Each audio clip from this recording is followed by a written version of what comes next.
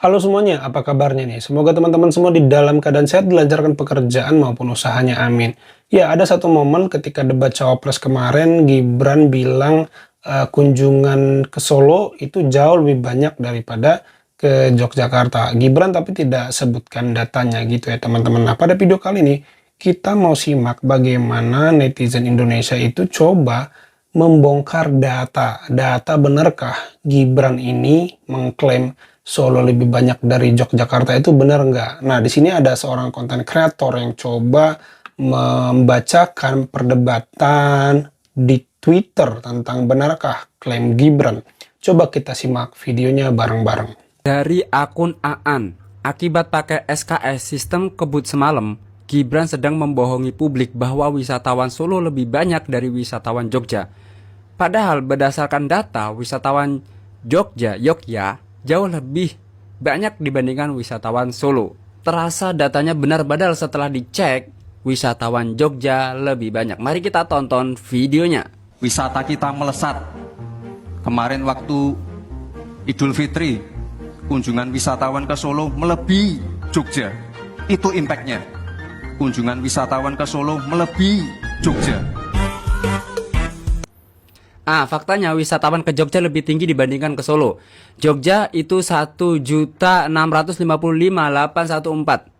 wisatawan, sedangkan Solo 396.280. Tentu saja jauh banget ya Mas Gibran. Ini efek persiapan kebut semalam. Ya bisa dibilang pendukungnya nggak terima. Namanya demokrasi ya guys ya. Kita komentar itu boleh. Keluarin dong datanya, bohongnya di mana. Nah, ini ada yang meluruskan. Coba ya. Kita harus adil. 3 juta wisatawan domestik kunjungi Solo hingga Juli 2023 lampaui target. Kota Yogyakarta, kunjungan wisatawan di Yogyakarta sentuh 1,6 juta di hingga 2023. Nah, ini dari pendukung Gibran membalas kalau Solo lebih banyak karena 3 juta sedangkan Jogja 1,6 juta. Dibalas lagi nih sama Aan. Jumlah wisatawan kota Solo selama liburan 2020 melonjak bila dibandingkan periode lebaran tahun lalu. Ini jumlahnya di sini disebutkan 396. 396. Ini ada lagi Republik. Secara total pergerakan wisata selama libur lebaran 2023 dari sebanyak 1.600.000. Nah, jadi dia ngasih data. Ini ada 2 media yang kok datanya beda. Yang dari Kompas, dari Republik, sama dari Tempo. Ini beda, ini gimana nih? Yang satunya Tempo. Ya, Tempo, Republik, Kompas beda. Kira-kira data siapa yang benar antara 2 pendapat itu? Antara Kompas, Republik, dan Tempo. Bye. Ya, ternyata menurut catatan tadi, ada 2 media itu ya, kalau tidak salah dengar saya, itu hanya 396 ribuan, sementara Yogyakarta 1,6-an. Nah, mana yang menurut teman-teman benar gitu. Tapi ya ini faktanya, artinya data atau yang diucapkan Gibran itu belum tentu benar, harus divalidasi lagi gitu ya teman-teman. Nah, di sini juga kita akan menyaksikan Gibran mengatakan kalau nggak salah waktu debat Cawapres itu anggaran di Solo itu sudah bahkan lebih besar di era wali kota sebelumnya, atau sudah besar di era wali kota sebelumnya. Ini ada sebuah video konfirmasi ya, coba kita simak dulu videonya bareng-bareng. Pak, saya singkat aja mau konfirmasi. Gibran tadi malam bilang bahwa wali kota sebelumnya lebih banyak mendapatkan bantuan dari pusat. Apa benar, Pak? Bohong. Ya enggak lah, saya sana nyari sendiri kok. Kalau itu kan dia enggak pernah nyari. Banyak sekarang loh, Pak. Kok dia mengatakan dia lebih banyak, kok yakin kenapa ya? Ya, dia ngawur aja, nervous saja.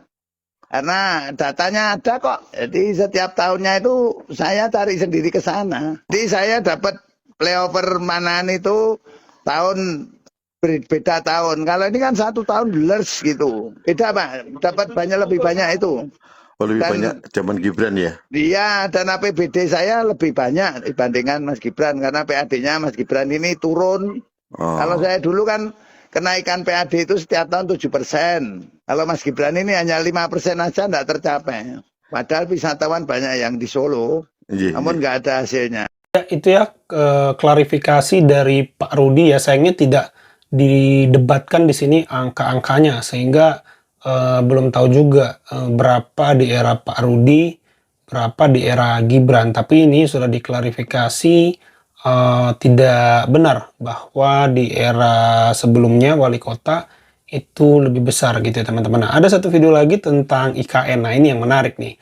Kemarin debat juga dengan Prof. Mahfud, karena menurut Prof. Mahfud investasi asing itu belum ada gitu ya, dan kalaupun ada itu masih bentuk komitmen, belum ada yang realisasikan mungkin ya, secara agresif membangun itu belum ada, masih APBN itu ya kalau yang beredar beritanya dan pernyataan Profesor Mahfud. Coba kita simak ya. Tapi tadi saya tergelitik, anggaran untuk IKN itu hanya 20% dari APBN dan sisanya dari investor. Sejauh yang kita baca, sampai sekarang belum ada satupun investor yang masuk ke sana. Coba kalau ada sebutkan misalnya 2 atau 1 gitu, investor mana yang sudah masuk ke sana? Dan untuk menanggapi Prof. Mahfud, Prof, mungkin nanti setelah pulang dari debat bisa di Google, sudah banyak yang masuk. Sejauh ini progres investasi asing di IKN Pak untuk keberlanjutan pembangunan IKN seperti apa Pak? Sampai saat ini belum ada. Tidak clear ya, langsung diklarifikasi oleh Pak Jokowi, tidak ada investasi asing di IKN. Artinya ya ini mungkin menimbulkan pertanyaan, ada problem apa?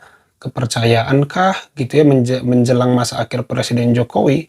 Ya mungkin trust, kepercayaan investor, apakah kalau dia bangun di sana akan menghasilkan return secara cepat, karena itu kan wilayah masih belum padat penduduk. Misalnya apa yang dia harus bangun di sana, rumah sakit, perbelanjaan, apakah langsung returnnya cepat? Belum lagi situasi politik ya kan, ganti presiden apakah dilanjut atau enggak? Bagaimana kalau Anies Baswedan yang menang? Nah, ini tentu jadi pertanyaan-pertanyaan dalam diri investor. Di sini Gibran menurut saya terlalu percaya diri, karena Pak Mahfud sendiri itu adalah orang pemerintahan pusat dan dia mungkin tahu mana yang masih sekedar komitmen, mana yang sekedar masih ditawarkan investasi gitu. Jadi memang Profesor Mahfud saya lebih bisa pegang omongannya karena dia orang yang ada di pusat dan dia tahu pergolakan problem-problem apa yang menyangkut IKN ini gitu ya. Bahkan Profesor Mahfud menyebut ada problem